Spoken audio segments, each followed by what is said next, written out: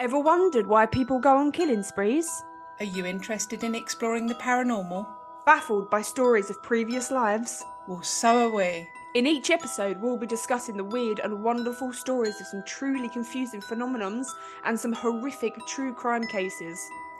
Find us on Facebook, Instagram and TikTok and join us every Tuesday wherever you listen to your podcasts. And be prepared to be totally and utterly perplexed.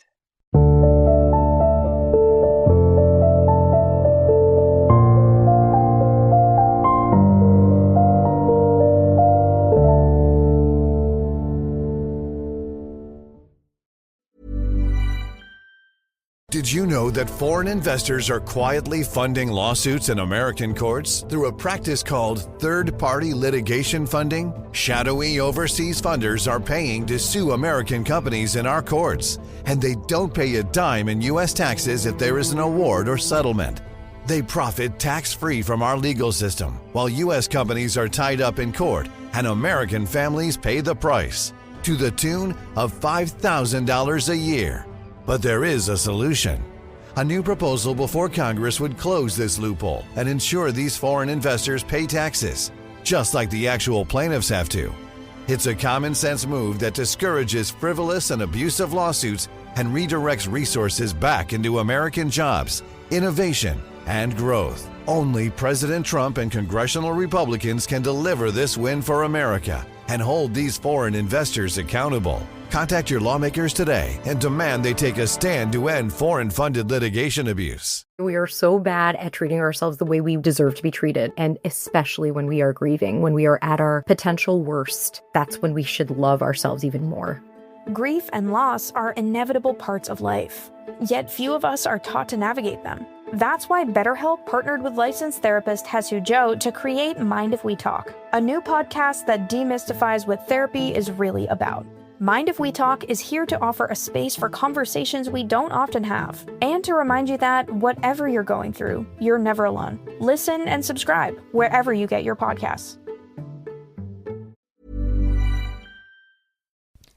Oh man, summer is finally here. Thank you. More sun, more light, more time to be outside, grill, hang out with friends. And the number one thing that I don't want to do all summer is spend hours and hours in the hot kitchen cooking. That's where Factor comes in. Factor's chef-created, dietitian-approved meals are ready in just 2 minutes, taking all the hassle out of eating well, thankfully. Factor meals arrive fresh and ready to eat, perfect for any active lifestyle over summer and beyond. And with 45 weekly delicious menu options, you can pick gourmet meals that fit your summer gains and goals. Choose from Calorie Smart, Protein Plus, Keto, Love Keto, and more. Factor powers your day sun up to sun down, with nutritious breakfasts, on-the-go lunches, premium dinners, and guilt-free snacks and desserts. Factor has your whole day covered, I guarantee it. Enjoy more this summer. Be like me. Keep it easy so you can have more fun.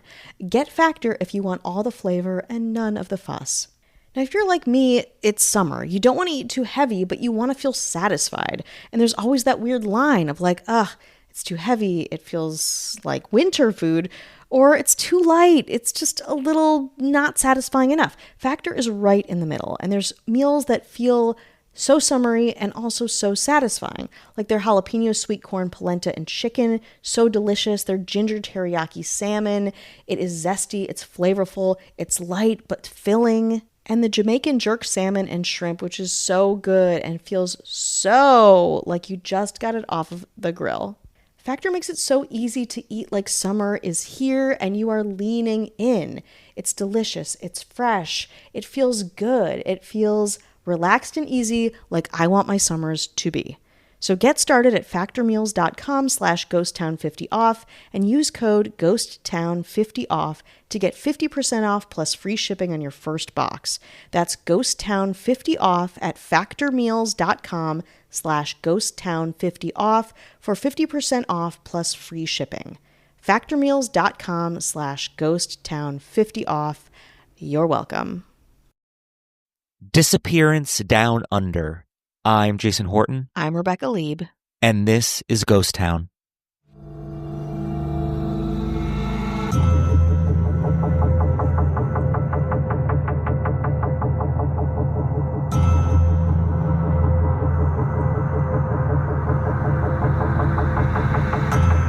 We've done our fair share of Australian episodes over the years, and for good reason.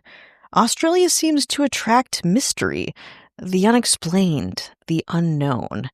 And today, my friends, is no different.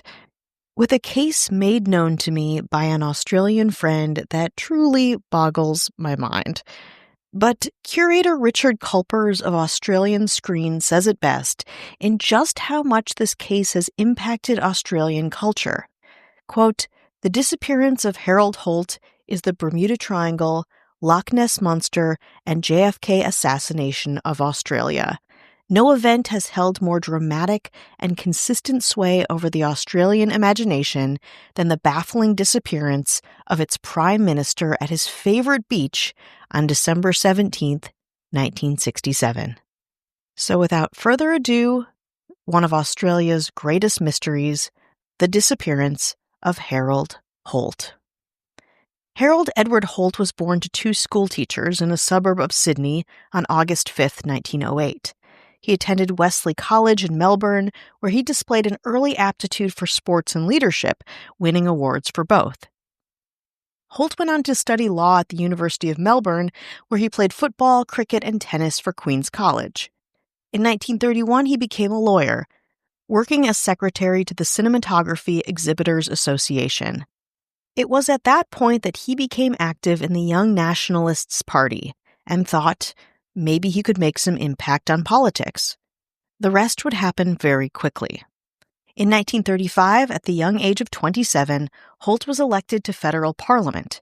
Holt won the next 4 general elections, a charismatic leader now known cheekily as, quote, the most eligible bachelor in parliament. In 1940, he became Minister for Labor and National Service and Minister in charge of scientific and industrial research, serving in 2 different administrations. In 1946, he married his longtime on-again, off-again love, businesswoman Zara Fell, adopting her 3 sons from a previous marriage. In 1949, Holt again became Minister for Labor and National Service. He held this position for 9 years, introducing conscription into the Army for all males aged 18 in 1951. He was also Minister of Immigration from 1949 to 1956, challenging the controversial, quote, White Australia policy, a prohibiting policy to keep, quote, undesirable immigrants, think people without a European background, out of Australia by giving them a dictation test that they could not possibly pass. Holt abolished this test and in 1956 became the leader of the House of Representatives and Deputy Liberal Leader. He also took over as Treasurer in 1958, dealing with a drought that produced a debilitating national recession in 1960. He did a good enough job with weathering the recession because in January 1966, he was elected the 17th Prime Minister of Australia. Holt, like some of the prime ministers before him, fancied himself a rugged, masculine man of the people and refused a security detail upon taking office, considering it an elitist measure and alienating to the general public. But after a window in his office was shattered by a sniper and an assassination attempt was made on Arthur Calwell, the leader of the opposition, Holt caved and hired a bodyguard. Speaking of being a rugged, tough guy, throughout his life, Holt had a continued love for sports and the outdoors. Holt loved spearfishing, snorkeling, and swimming at one of his 3 beach houses. Loving fishing, Holt wore a wetsuit so he could fish year-round, and preferred either skin diving or snorkeling to feel free to move in the water. Some of his friends would recall that once Holt had speared a fish, he would unzip his suit and place the fish inside, still bleeding or still alive, allowing him to continue fishing unadulterated. Also, according to friends, Holt had, quote, incredible powers of endurance underwater, and sometimes kept himself entertained during parliamentary debates by seeing how long he could hold his breath. Several of Holt's friends confronted him about the dangers of spearfishing, swimming in deep waters, and all of that. After all, he was the Prime Minister of Australia.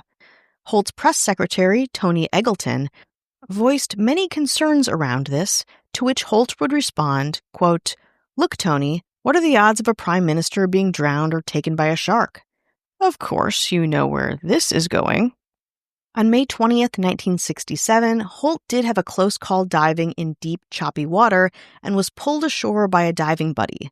While still conscious, Holt turned purple and vomited a large amount of seawater. Holt attributed the incident to a leaking snorkel, but continued to deep-sea dive, snorkel, swim, and fish.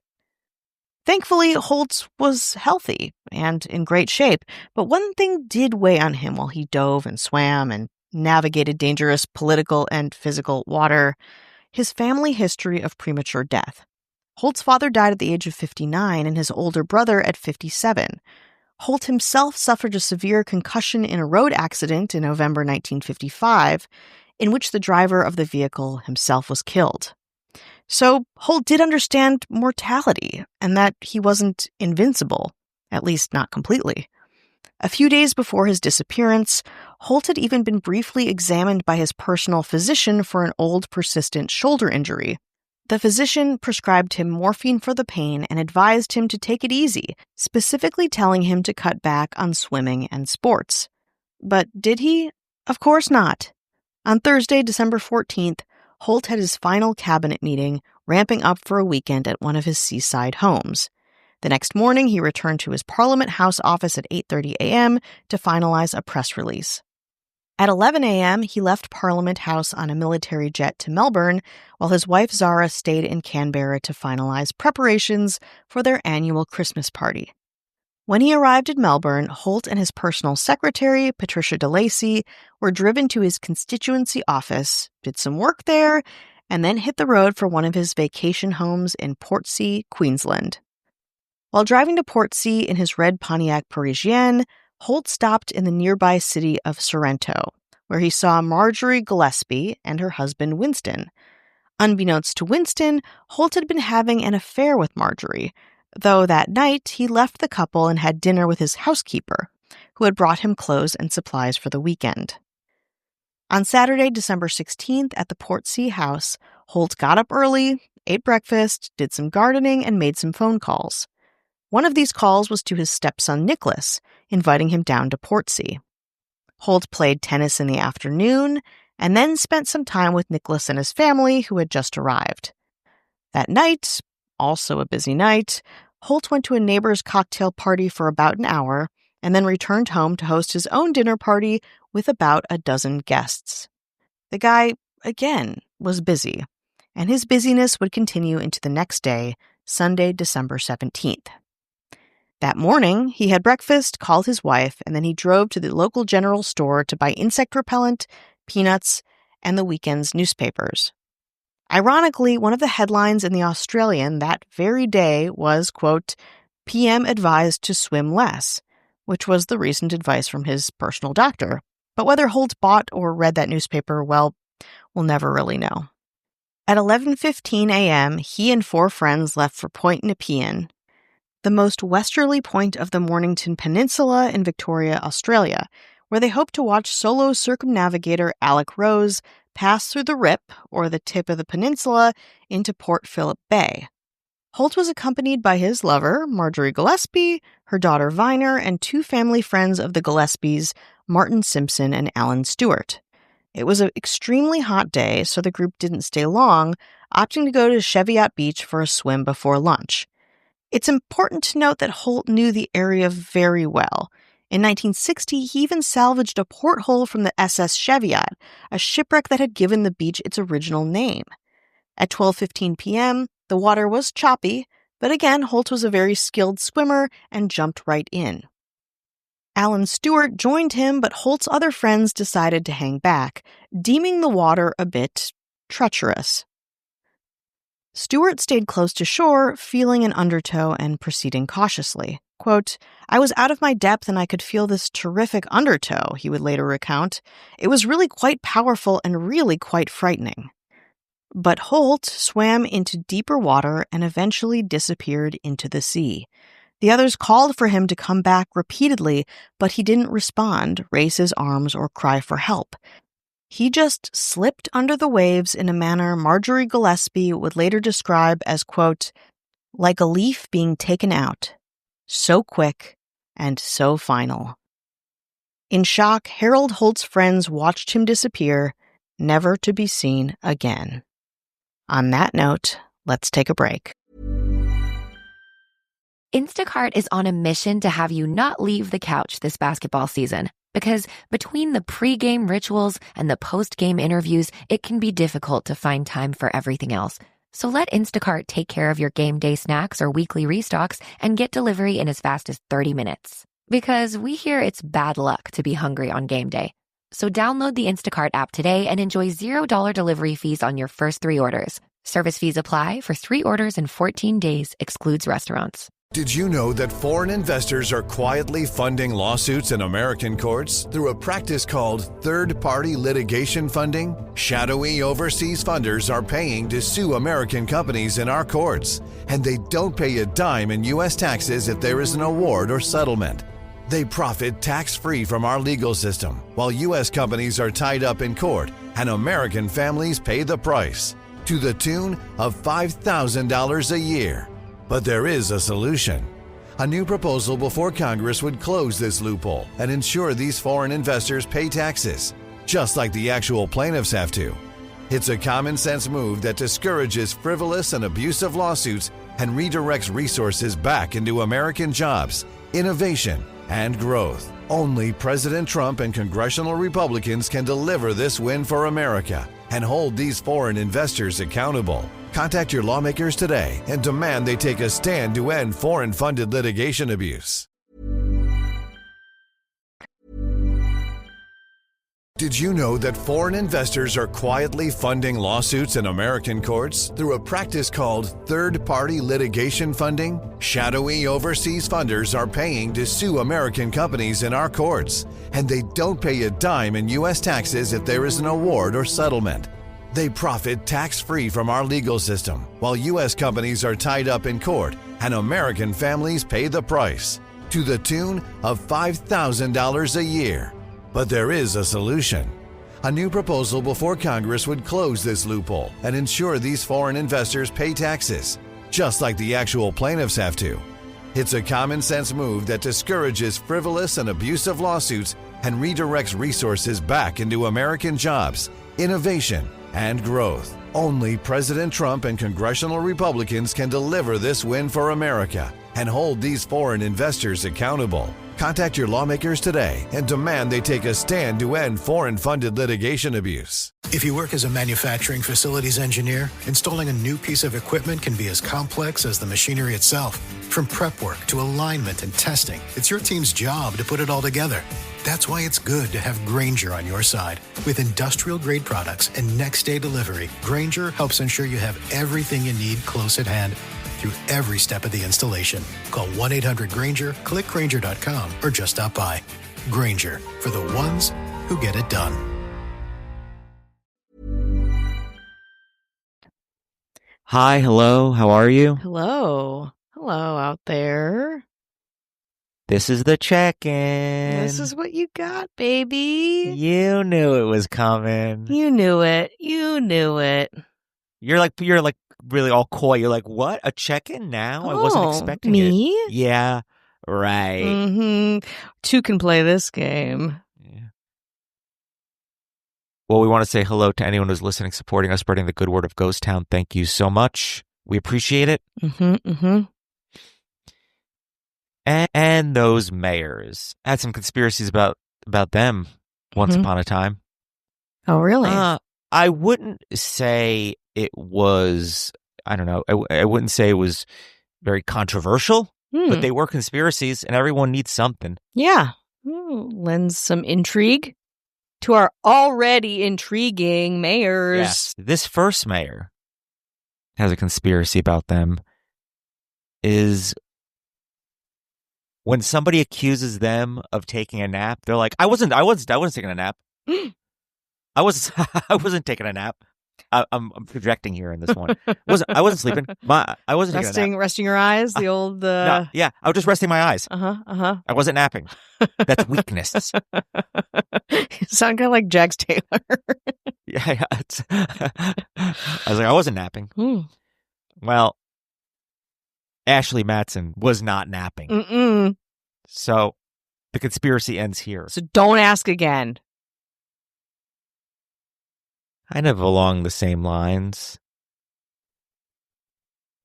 I wasn't snoring. You were snoring. You snore. I wasn't the one. I don't snore. You're the one who's snoring. It's like you're just snoring a little bit for a short amount of time. I wasn't snoring. Mm-mm. That's weakness. Mm-mm. I would never do anything so unbecoming. Yes. I'm perfect. That's Chris Hernandez. Hello. There's a conspiracy about this mayor when they showed up to an event that clearly said no gifts.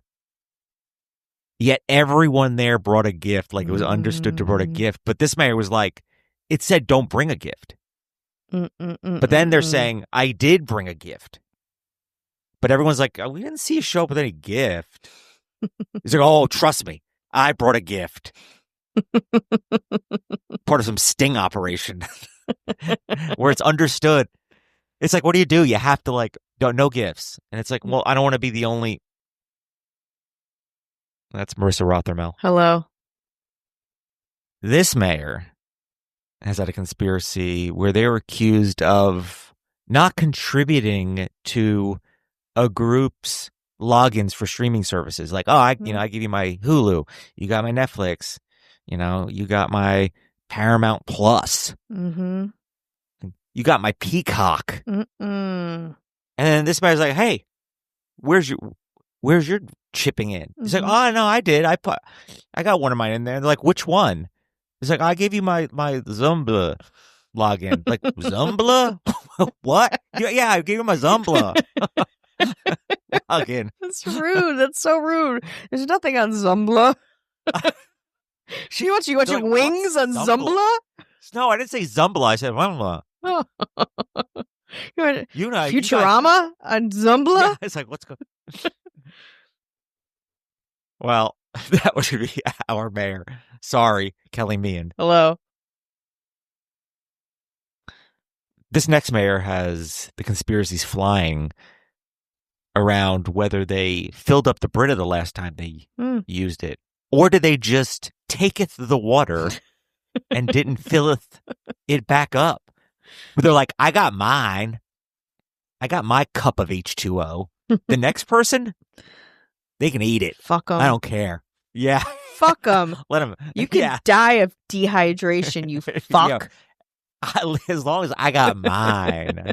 I got mines. I got my cup of Toilet Springs water. If anyone thinks, hey, has this podcast gotten to you guys at all? Is it? No. Is your better than ever because of it? Nope. Stronger than ever. Why do you ask? Why do you ask? Well, that would be our mayor, Kat Joselle. Hello. And then our governor. I mean, it's all a conspiracy. Yeah. She's like a patchwork quilt of conspiracies, and she loves it. Who doesn't? Yes. Most fascinating person. What's real? What's not? You'll never know. And also, you don't deserve to know. No. I think if you knew the information, your being will be compromised. Your absolute self will be compromised. You will have your own existential mind freak break from reality. You can't handle it. You can't handle it. You can't handle a mind freak. Well,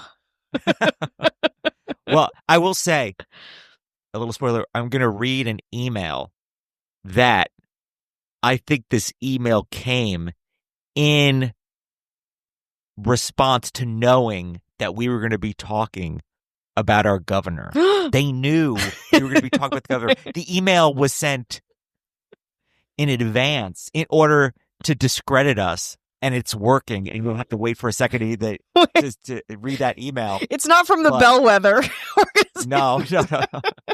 They've gone silent on us for a little bit. Oh, okay. But they'll be back. They'll come back. Oh yeah, we're apparently the only resource on it. We're the only press they got. Yeah. Well, that would be our governor, Avian Noble. If you want no ads, no chit chat, bonus episode, 7 days free.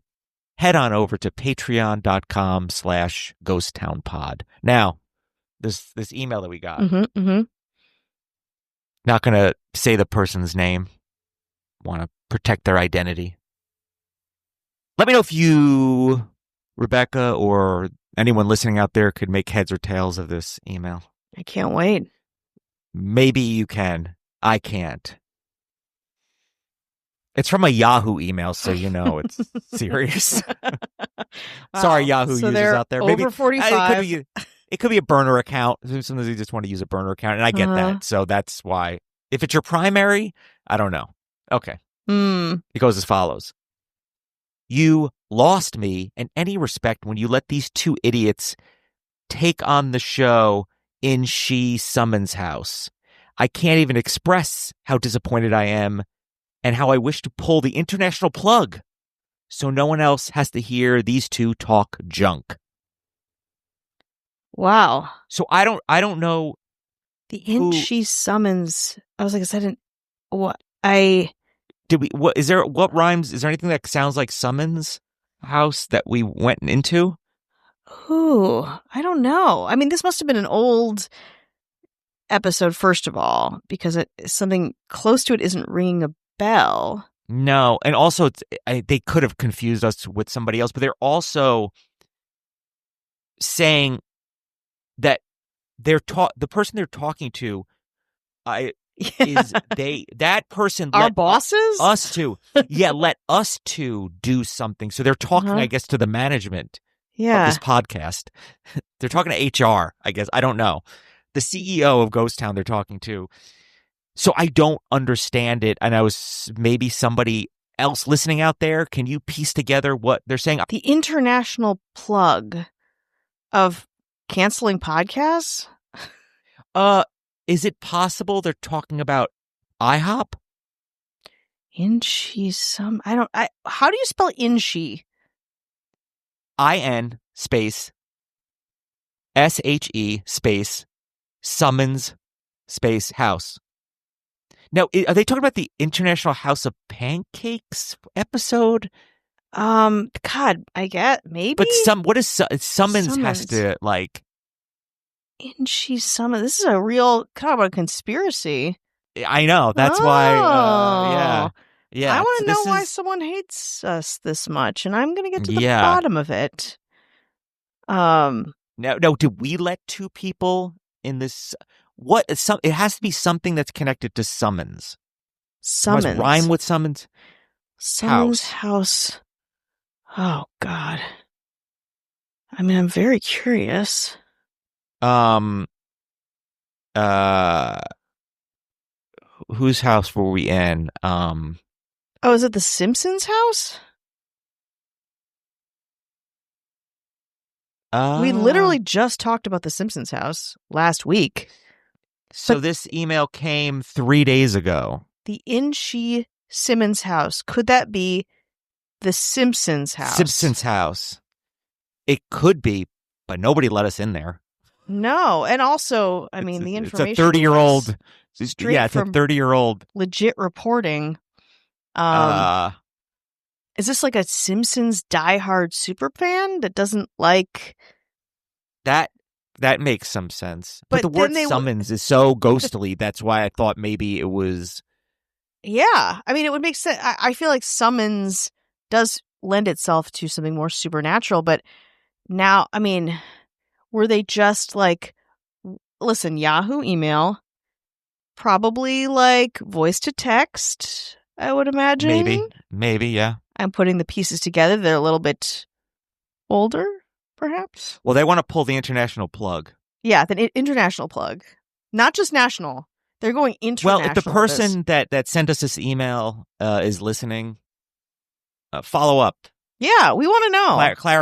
Clarify. We're very, very curious. I found this very interesting. If you've kept listening after sending that email, and I would just imagine it's some weird typographical tech error. Sure. I'm just trying to figure out what it is that they're referring to. So if anyone else out there has any, if you have a working knowledge of our 700 episodes that we've done. Yeah. And also if it is The Simpsons, I probably used every source. There's not a lot about this out there, I will say. Yeah. So I really dug deep to get good information. So again, if it's about that, I don't know what else you might have wanted from us. We couldn't visit the house. We don't live close to there. We don't have those resources. But if we, I'd love to. I'd love to do this something. Also, we're talking about a 30-year-old, almost 30-year-old story. All right, well, you want to get back into the episode? Let's do it. The sudden disappearance of sitting Prime Minister Harold Holt into the deep, treacherous ocean immediately hit media, igniting one of the largest search operations in Australian history. As, of course, it would. The 57-year-old would be missing for just 2 hours, but at 1:30 p.m., the entire Australian Defence Force was put on high alert. Dozens of police, search and rescue squads all convened on Cheviot Beach, aware of the seriousness of the situation. The search, though thorough, was hampered by the, quote, heavy rolling seas, 6 to 8 feet high waves, and in water of about 60 feet. 3 amateur divers had to abort their search, finding the water too dangerous. One of the small rescue boats looking for Holt even overturned in the process. By the end of the day, more than 190 people participated in the search, and the next day it continued, with hundreds more joining the efforts. Working in shifts, 50 divers focused on the rock pools and ledges near where Holt had last been seen. The weather was still all over the place, going from calm and safe to completely untenable. Quote, there is now a firm realization that there is no hope of finding Mr. Holt alive, ABC reporter Peter Baster told viewers during the early hours of December 18th. With few leads, the search operation shifted west to an area known as the Rip, the entrance to Port Phillip Bay. I think all of us close to the PM are still hanging on to a shred of hope, said Holt's press secretary Tony Eggleton. But as time goes on, it really is diminishing. While the search for Holt would continue, the operation was significantly scaled back by December 22nd. That same day, a memorial service for Holt was held at St. Paul's Cathedral in Melbourne. The service drew over 2,000 attendees, including Charles, Prince of Wales, and U.S. President Lyndon Johnson, with many thousands more lining the nearby streets and listening in through a loudspeaker. Said President Johnson in a statement made about Holt's death, quote, Americans are proud of the friendship they enjoyed with Prime Minister Harold Holt. We mourn him with all the grief that Australians feel. It is a cruel tragedy that he has been taken from us by this accident, for so many of his days were devoted to guarding a nation and a world against hazard. His dream was to bring order and design to man's brightest hopes. He fought with rare courage, tenacity, and vision to assure that men would live safe from peril in the promise of freedom. Mind you, this is happening during the Cold War. It goes on to say, my personal loss is heavy. Harold Holt was generous with the gift of a warm and wise heart. I found comfort in his friendship and strength in his partnership. He and the people for whom he spoke were always dependable and unshakable. Those blessings of his example cannot be removed. They are as eternal as the sea that has taken this good and gallant champion away. On January 5th, 1968, the search was completely called off. To this day, the body of Harold Holt has never been recovered. For many, the tragic disappearance of Holt was proof of what authorities feared, that even the best, most confident swimmer could be found out of his depth, literally. But others were skeptical that this expert swimmer and fisherman could just vanish like that, and were unwilling to accept this straightforward, perhaps unbelievable outcome. Some believe Holt's death was a suicide. Supporters of this theory claim that Holt was depressed and mentally unstable at the time of his death, and killed himself because he thought his political career was in jeopardy. Senior public servant Sir Lennox Hewitt recalled in a 1994 interview that Holt had indeed seemed depressed in the period before his death. But this theory is also a little flimsy, as the 1968 police report specifically ruled out suicide, as Holt had followed a, quote, ordinary domestic pattern in the days before his disappearance, and suicides in front of witnesses were considered fairly atypical. Also, in the 2007 documentary, Who Killed Harold Holt, Holt's stepson Sam discredits this theory entirely, by saying, quote, "There's no mystery. In essence, there's no credibility at all, and no one in our family believes it," referring, of course, to his suicide. Zara, his wife, had earlier said that her husband was, quote, "too selfish to commit suicide." Conspiracy theories abound beyond suicide as well. Most of the theories involve claims of a cover-up at the highest level of government. A 1968 story in the Sunday Observer claimed that Holt had been assassinated by the U.S. Central Intelligence Agency because he intended to pull Australian troops out of Vietnam. Others thought that Holt had been killed by the North Vietnamese after being incapacitated by a nerve agent, or that he had faked his own death to be with a lover, one of which, of course, was Marjorie. In 1983, British journalist Anthony Gray published a book called The Prime Minister Was a Spy, in which he theorized that Holt was a lifelong spy for the People's Republic of China. According to Gray, Holt faked his own death to defect to China and was, quote, "collected by a waiting submarine." Holt's wife and family have rejected this theory as well. Zara has said that her husband was not in bed with the Chinese. In fact, quote, "he didn't even like Chinese food." What makes this case so intrinsically Australian is not the theories or the circumstances, but in some of the dark and ironic humor that comes from Holt's memorializing. On the first anniversary of Holt's death, a commemorative plaque was bolted to a reef in Cheviot Beach about 49 feet underwater. Monuments to Holt were placed on the cliff above the beach and at the Melbourne General Cemetery, the latter featuring the inscription, quote, "He loved the sea." Perhaps more bizarre, in September 1968, a naval communications station in Western Australia was renamed in Holt's honor. And in March 1969, the Harold Holt Memorial Swimming Centre was opened in suburban Melbourne. The Australian Army also dedicated a different swimming pool to Holt's memory, the Harold Holt Memorial Pool at the Australian base in Vietnam.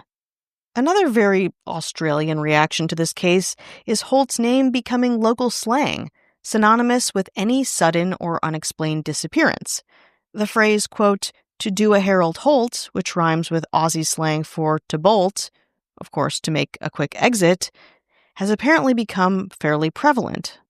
An example of the most famous use of this slang occurred in 1988, when rugby league commentator Jack Gibson said, quote, "Waiting for Cronulla, a team in suburban Sydney, to win a grand final is like leaving a porch light on for Harold Holt." Over the next 30 years, locals very darkly taunted the Cronulla team by waving posters of Holt's face and dressing up in wetsuits to taunt them. But for a little levity to this story, perhaps being the decades-long butt of a vanished prime minister's legacy inspired the team, who would eventually win their first championship in 2016.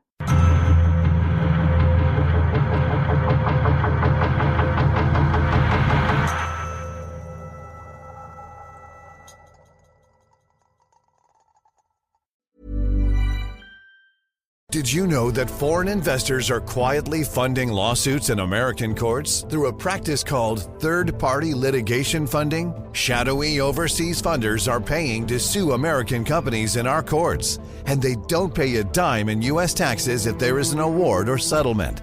They profit tax-free from our legal system, while U.S. companies are tied up in court, and American families pay the price, to the tune of $5,000 a year. But there is a solution. A new proposal before Congress would close this loophole and ensure these foreign investors pay taxes, just like the actual plaintiffs have to. It's a common-sense move that discourages frivolous and abusive lawsuits and redirects resources back into American jobs, innovation, and growth. Only President Trump and congressional Republicans can deliver this win for America and hold these foreign investors accountable. Contact your lawmakers today and demand they take a stand to end foreign-funded litigation abuse. If you work as a manufacturing facilities engineer, installing a new piece of equipment can be as complex as the machinery itself. From prep work to alignment and testing, it's your team's job to put it all together. That's why it's good to have Grainger on your side. With industrial-grade products and next-day delivery, Grainger helps ensure you have everything you need close at hand through every step of the installation. Call 1-800-GRAINGER, click Grainger.com, or just stop by. Grainger, for the ones who get it done. As the main character of your life, you know how important it is to make the right choices for you, and how sweet it is to feel good about your decisions. With the State Farm Personal Price Plan, you have options to help create an affordable price for you, so you can continue living your best life. Talk to a State Farm agent today to learn how you can choose to bundle and save with the Personal Price Plan. Like a good neighbor, State Farm is there. Prices are based on rating plans that vary by state. Coverage options are selected by the customer. Availability, amount of discounts and savings, and eligibility vary by state.